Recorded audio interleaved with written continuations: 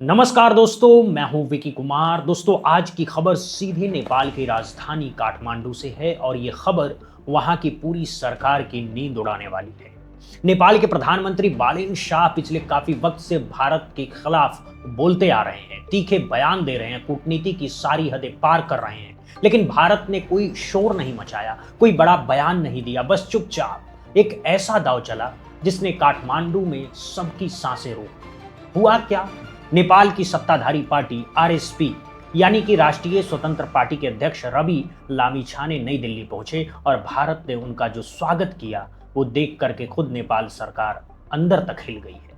दोस्तों, जरा सोचिए, एक तरफ बालेन शाह भारत को आंखें दिखा रहे हैं, वहीं दूसरी तरफ उन्हीं की सरकार के सबसे अहम गठबंधन नेता को भारत पलकों पर बिठा रहा है। यही तो असली खेल है। रवि लामिछाने जब दिल्ली पहुंचे तो बीजेपी दफ्तर में उन पर फूलों की बारिश हुई। वरिष्ठ नेता नितिन नवीन ने गर्मजोशी से उनका स्वागत किया, लेकिन ये तो बस शुरुआत थी। इसके बाद रवि लामिछाने की मुलाकात हुई सीधे गृह मंत्री अमित शाह से, फिर विदेश मंत्री एस जयशंकर से और आखिर में मिले खुद प्रधानमंत्री नरेंद्र मोदी से। और इस बैठक में राष्ट्रीय सुरक्षा सलाहकार अजीत डोभाल समेत तमाम बड़े अफसर भी मौजूद थे। दोस्तों, ये प्रोटोकॉल आमतौर पर किसी देश के प्रधानमंत्री या राष्ट्रपति को मिलता है। एक पार्टी अध्यक्ष को इतना बड़ा सम्मान देना कोई आम बात नहीं है। इसके पीछे बहुत गहरा संदेश छुपा हुआ है। अब समझते हैं कि आखिर बालेन शाह ने किया क्या था जो नौबत यहां तक आई। बालेन शाह ने एक अजीब सी जिद पकड़ी हुई है। वो कहते हैं कि वो सिर्फ विदेशी राष्ट्राध्यक्षों से ही मिलेंगे, किसी और से नहीं। और इसी अहंकार में उन्होंने एक बड़ी गलती कर दी। पिछले महीने भारत के विदेश सचिव विक्रम मिश्री नेपाल दौरे पर जाने वाले थे। बालेन शाह ने उनसे मिलने से साफ मना कर दिया। नतीजा यह हुआ कि भारतीय विदेश सचिव का पूरा काठमांडू दौरा ही रद्द हो गया। दोस्तों, ये कोई छोटी बात नहीं थी। इतने बड़े देश के इतने वरिष्ठ अधिकारी का इस तरह से अपमान करना कूटनीति में बहुत बड़ी गलती मानी जाती है। और इतना ही नहीं, इसके बाद बालेन शाह ने नेपाल की संसद में भारत के साथ सीमा विवाद का मुद्दा उठा दिया।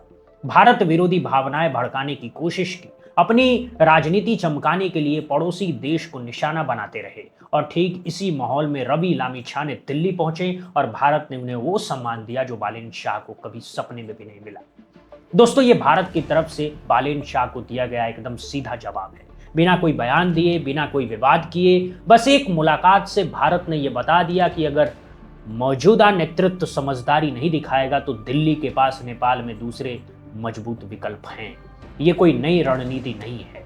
नेपाल की राजनीति के जानकार और पूर्व राजनयिक कहते हैं कि भारत हमेशा से यही करता आया है। जबकि काठमांडू में राजनीतिक बदलाव की हवा चलती है तो दिल्ली नए और उभरते नेतृत्व से सीधे संवाद शुरू कर देती है। जब माओवादी सत्ता में आए तो भारत ने तुरंत उनसे रिश्ते बनाए। जब नेपाल कम्युनिस्ट पार्टी मजबूत हुई तो भारत ने बिना देर किए उनसे हाथ मिलाया। और अब जब आरएसपी बड़ा फैक्टर बन गई है तो भारत ने रवि लामिछाने पर अपना हाथ रख दिया है। और दोस्तों, कहानी में एक और बड़ा मोड़ है। नेपाल में अगले एक महीने में आरएसपी का आम अधिवेशन होने वाला है। इसमें पार्टी की दिशा और नेतृत्व पर बड़े फैसले होने वाले हैं। ऐसे नाजुक वक्त से ठीक पहले रवि लामिछाने का दिल्ली जाना और भारत के शीर्ष नेताओं का उन पर भरोसा जताना नेपाल की अंदरूनी राजनीति के लिए बहुत बड़ा गेम चेंजर है।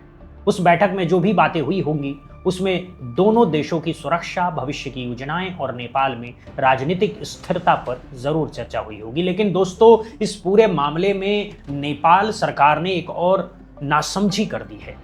जब रवि लामिछाने दिल्ली में इतना बड़ा सम्मान पा रहे थे तब नेपाल सरकार ने इस यात्रा से पूरी तरह पल्ला झाड़ दिया। सरकार के प्रवक्ता सस्मित पोखरिल ने मीडिया के सामने आकर के कहा कि ये लामिछाने की निजी यात्रा है, सरकार का इससे कोई लेना देना नहीं है। इस बयान की खुद काठमांडू में जमकर के आलोचना हो रही है। नई दिल्ली में नेपाल के पूर्व राजदूत दीपक कुमार उपाध्याय ने साफ कहा है कि ये नेपाल सरकार की एक ऐतिहासिक भूल है। उनका कहना है कि जब आपका कोई नेता दूसरे देश में जाकर वहां के प्रधानमंत्री और सुरक्षा अधिकारियों से मिल रहा है तो उसे सरकारी प्रतिनिधि का दर्जा दिया जाना चाहिए था। इससे दोनों देशों के रिश्ते सुधरते और दूरियां कम होती। लेकिन बालेन शाह ने अपने अहंकार में यह मौका भी गवा दिया है। दोस्तों, अब काठमांडू के राजनीतिक गलियारों में एक ही सवाल है, बालेन शाह और रवि लामिछाने के रिश्ते आगे कहां तक जाएंगे? भारत ने बिना कोई कड़ा बयान दिए सिर्फ एक मुलाकात से बालेन शाह को उनकी राजनीतिक हैसियत का अंदाजा करवा दिया है।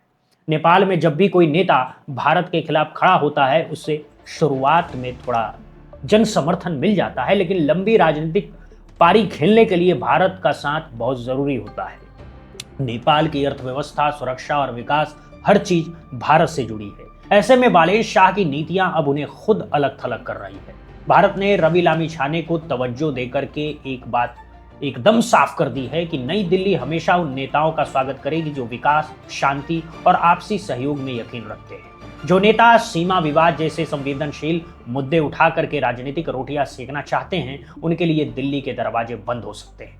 रवि लामिछाने की ये यात्रा सिर्फ एक शिष्टाचार भेंट नहीं थी, ये नेपाल की आने वाली राजनीति का एक ब्लूप्रिंट है। भारत ने साफ संकेत दे दिया है कि वो नेपाल में स्थिर और सहयोगी सरकार चाहता है, और इसके लिए वो नए चेहरों और नई पार्टियों के साथ अपनी समीकरण मजबूत कर रहा है। अब बालेन शाह के सामने सबसे बड़ा संकट यह है कि वो अपनी ही सरकार में अकेले पड़ जा रहे हैं।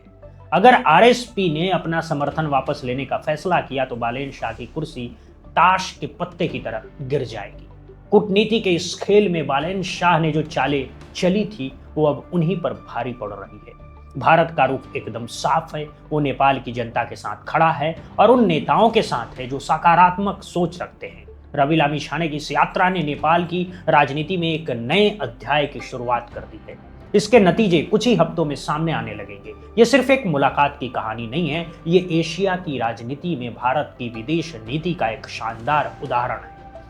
आक्रामक लेकिन शांत, दबाव देने वाला लेकिन बिना शोर के। बालेन शाह की सरकार को अब समझ आ गया होगा कि अंतर्राष्ट्रीय कूटनीति में सिर्फ बयानबाजी ही नहीं चलती, जमीनी हकीकत को भी समझना पड़ता है। नेपाल को भारत की जरूरत हमेशा रहेगी और जो नेता इसे नजरअंदाज करेगा, उसकी राजनीतिक भविष्य कभी भी खतरे में पड़ सकता है। अब बड़ा सवाल यही है, क्या बालेन शाह अपनी गलती से सबक लेंगे? क्या वो भारत विरोधी बयानबाजी बंद करेंगे, रिश्ते सुधारने की कोशिश करेंगे, या फिर रवि लामिछाने के नेपाल लौटते ही वहां की राजनीति में कोई बड़ा उलटफेर होने वाला है? एक अच्छी खबर ये जरूर है कि नेपाल सरकार ने अपने विदेश मंत्री को भारत भेजने का फैसला किया है और वो जल्द ही दिल्ली आने वाले हैं। शायद कुछ रास्ता निकले, लेकिन दोस्तों, बालेन शाह की कुर्सी बचेगी या जाएगी, ये तो वक्त ही बताएगा। एक बात तय है कि काठमांडू में राजनीति का एक नया और बेहद रोमांचक खेल शुरू हो चुका है और इस खेल का क्लाइमेक्स अभी बाकी है। आपको क्या लगता है दोस्तों, क्या बालेन शाह भारत के आगे झुकने को मजबूर होंगे या नेपाल को कोई नया प्रधानमंत्री मिलने वाला है? अपनी राय कमेंट में जरूर लिखिएगा। नमस्कार दोस्तों, जय हिंद, जय भारत, वंदे मातरम।